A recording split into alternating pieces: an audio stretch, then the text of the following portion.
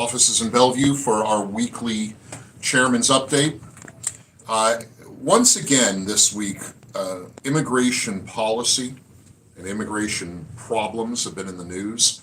And I'm going to talk again about some of those headlines and how that affects what we do here in the state of Washington. We've been talking about immigration now for a number of weeks.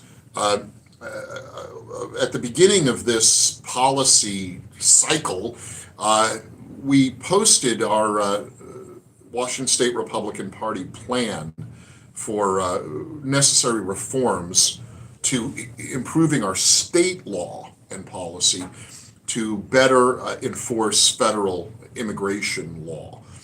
I'm going to put a link to that white paper, the original policy document, under this video. It's worth going back and looking at it. It's not hard to read. It's pretty simple stuff. It references the current problems with our open borders policy, although they won't admit that's what it is out of the federal government. And then talk specifically about what as a state we can do to do better, frankly, to enforce the law and protect public safety to the risks that it's suffering recently because of the federal government's open borders policy on immigration.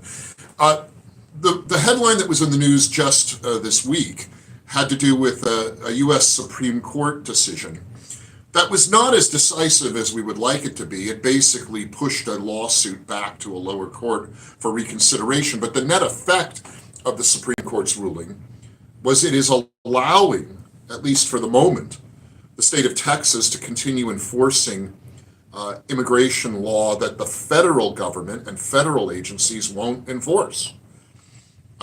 There are multiple sides on this issue, and each of them kind of claimed victory on this U.S. Supreme Court ruling.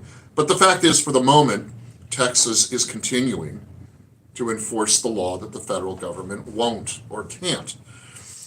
This got me thinking about how we have tried to improve how our state, how Washington State, interacts with the federal government and federal agencies to try to enforce the federal policy on immigration here in Washington.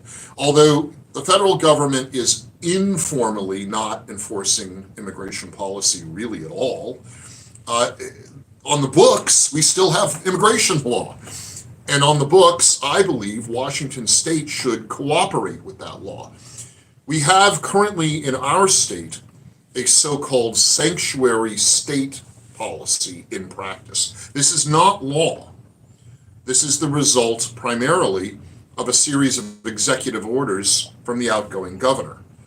And those could be overturned and reconsidered with a stroke of the pen by whoever the next governor is.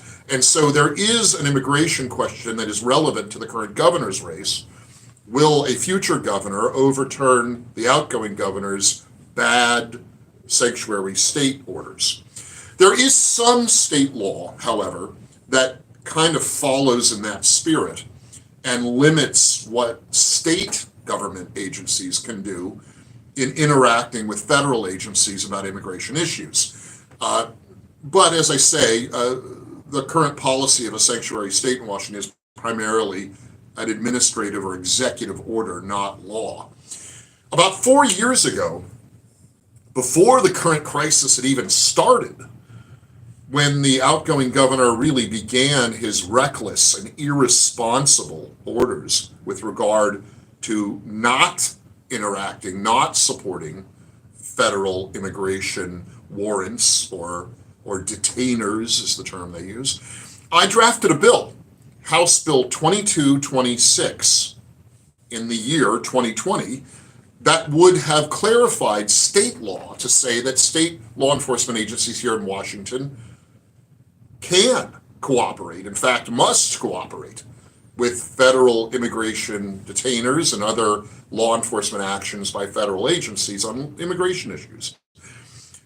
House Bill 2226 did not get past the legislature, did not go to the outgoing governor's desk. He surely would not have signed it, since it was basically opposed to his reckless and irresponsible policies. But it's worth reconsidering this old bill that didn't get through the system.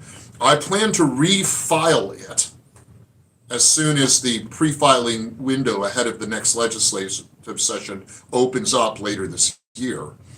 And in the meantime, House Bill 2226 from the year 2020 would make an awfully good initiative, and I believe would get a substantial amount of support from the people of Washington, because it does implement and allow to be enforced our righteous immigration policy in this country. We need to get back to doing that. As I've said before, the United States and Washington State are built on the innovation and labor of legal immigrants.